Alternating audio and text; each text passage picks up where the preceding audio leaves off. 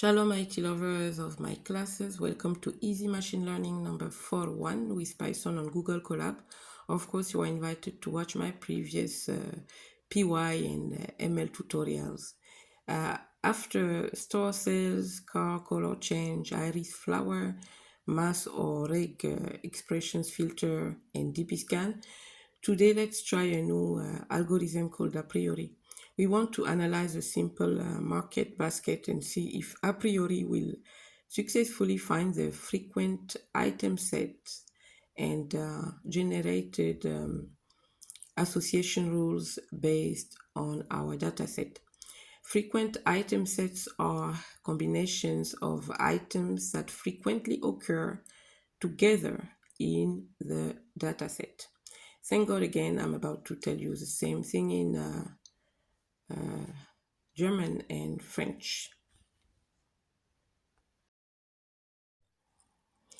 Heute probieren wir einen neuen Algorithmus namens APriori aus. Wir wollen einen einfachen Warenkorb analysieren und sehen, ob a priori die häufigsten gekauften Waren erfolgreich finden wird und auch generierten Assoziationsregeln basierend auf unserem Datensatz.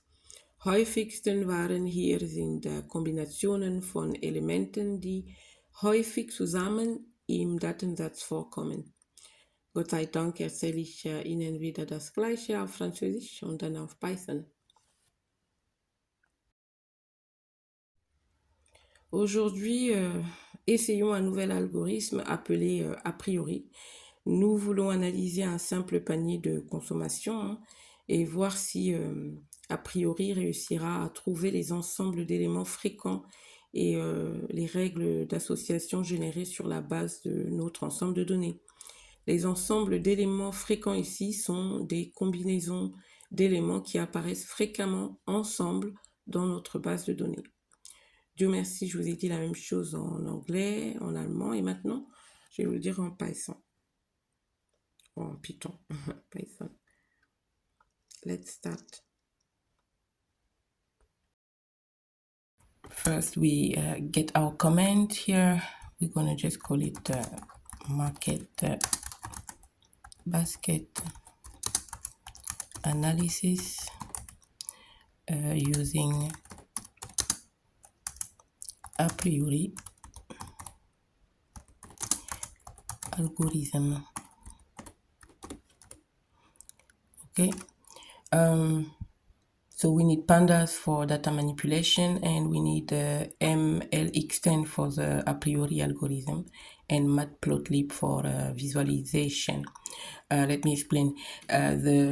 First, we do the data preparation. The data set is created and converted into a one-hot encoded format suitable for the APriori algorithm. And then the APriori algorithm is applied to find frequent item sets with a minimum support threshold. And then we need the association rules. They will be generated from the frequent item sets with metrics such as support, confidence, and lift. And then the results are going to be visualized to understand the relationships between different items. Okay, first of all, we have to install the libraries using pip if you don't have them already. It's going to be like this. Pip install pandas and then mlextend matplotlib. Let's see, I think I already have them, but let me check. Okay, requirement already satisfied, meaning we're good. So we're just gonna open another down here. And here we want to import pandas.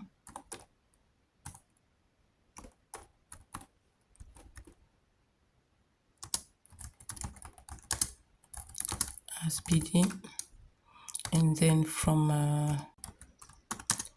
from ml extend dot frequent patterns import a priori and association rules like this. And then we want to import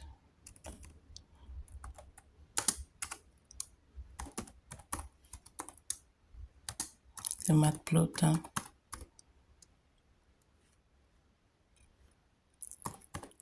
dot pyplot as plt,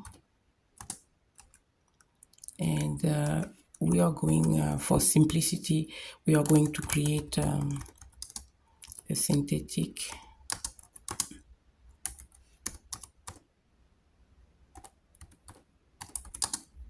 data set.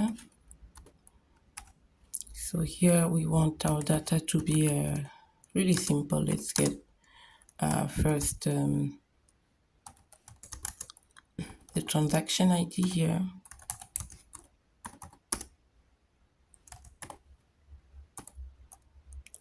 And here we want 1, 2, 3, 4, 5. We're going to start with the items here. So we get a comma, and it's going to be item. And we start with the milk.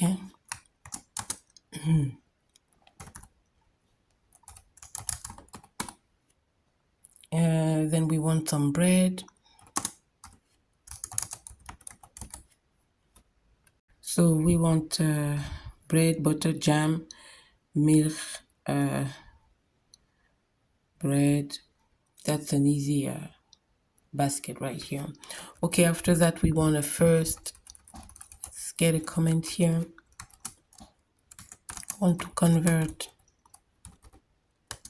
to a data frame. Let me make some more space here. So it's going to be df equal pd dot data frame. This one we have done it before, so this is how we convert to data frame. So data. After that we want to add more comments. Here we are going to convert a data set into a format suitable for the a priori. Yeah?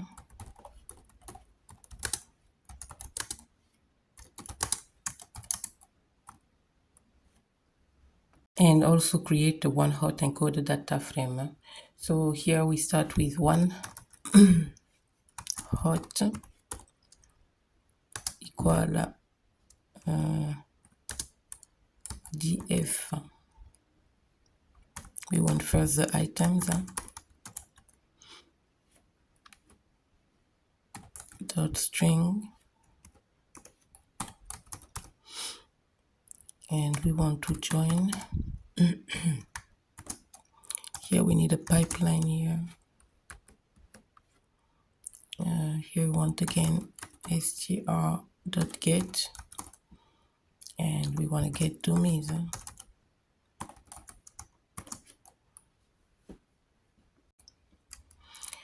Then after printing the one hot, we want to add here another comment, and this is where we want to apply the a priori. Let me get here also.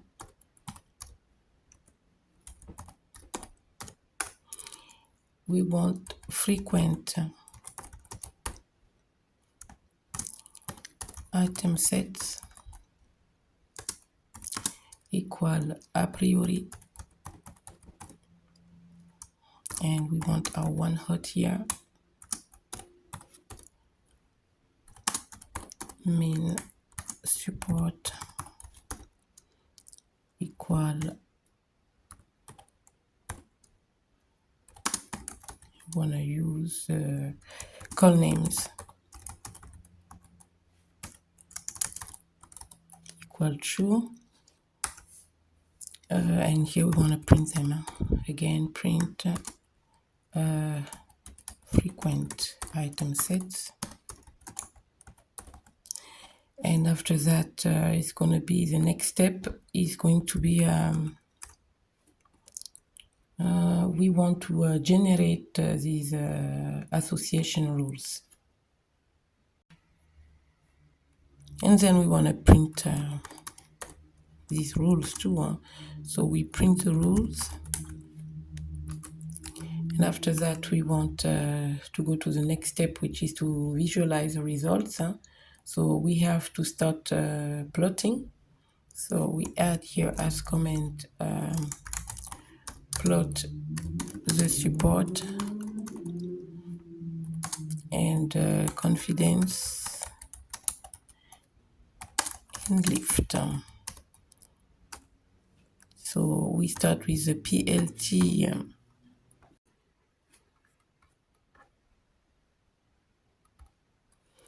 We want PLT scatter and then rules. And here we want the support first.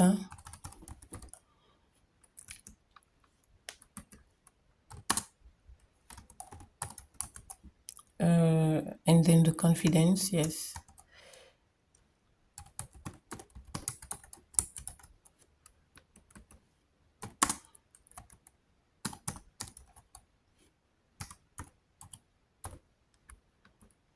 And after that, we want to plot the X label, of course. Dot X label, and then after that the Y label. Here is going to be support. And now we do the same with PLT dot Y label. And also the title, support vs confidence, and we want plt.show. And we have to do the same for the lift. Plot the lift, and we do the same routine, which is plt.scatter. One more time, the same rules. And here again support, and we good. So let me show you the whole code again. We started by importing our MLX10 matplotlib, and this is the whole code to analyze our basket. That's a simple one. And now all we have to do is to run it. Okay, let's run and see. Okay, this is our output. So let me go back to the output. Let's analyze it together.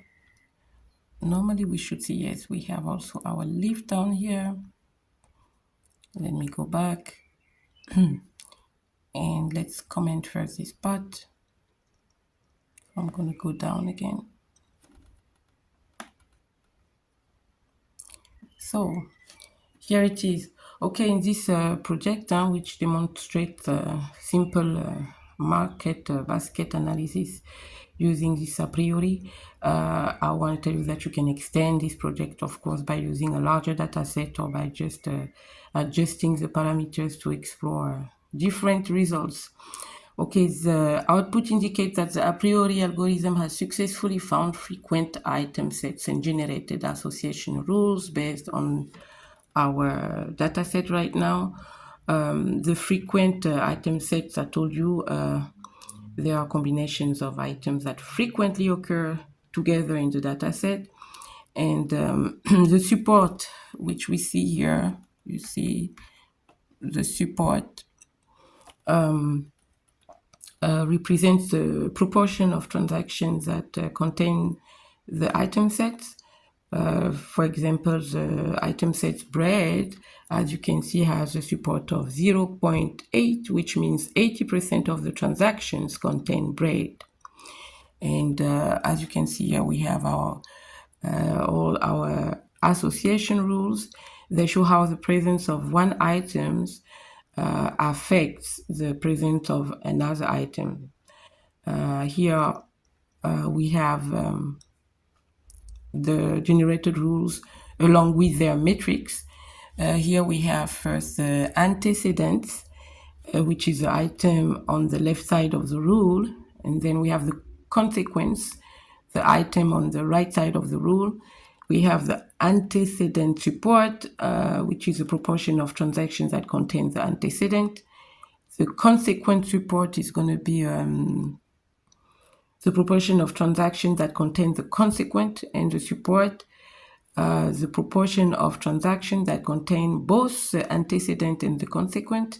And then we have the confidence, which is a likelihood that the consequent is also present when the antecedent is present. We have also the lift, here, confidence lift, the 125, which is the ratio of the observed support to the expected support if the antecedent and consequent were independent. A lift greater than 1 indicates a positive association between the antecedent and consequent. Then we have the leverage, which is the difference between the observed support and the expected support if the antecedent and consequent were independent. We have also the conviction here. Let me just explain everything. Conviction here, which is a measure of the implication strength. Higher values indicate stronger rules. And then we have this strange word right here, metric, which is another measure of rule strength. Okay, first of all, let's start with the rule 1, jam and bread. Support 0.6 means 60% of transaction contains both jam and bread. And here where we see the confidence 1, for instance, 1 means 100% of a transaction that contain jam also contain bread. And the lift 125, for instance, is means that the bread is 125 times more likely to be bought with jam than alone. Here, for instance, the confidence 0.75, 75% of transactions that contain bread also contain jam, you see. What we have here, which we can comment to, here we have, let's say, lift 125, I already said it. No, yes, it's 125 everywhere. For instance, the butter is 125 times more likely to be bought with milk than alone.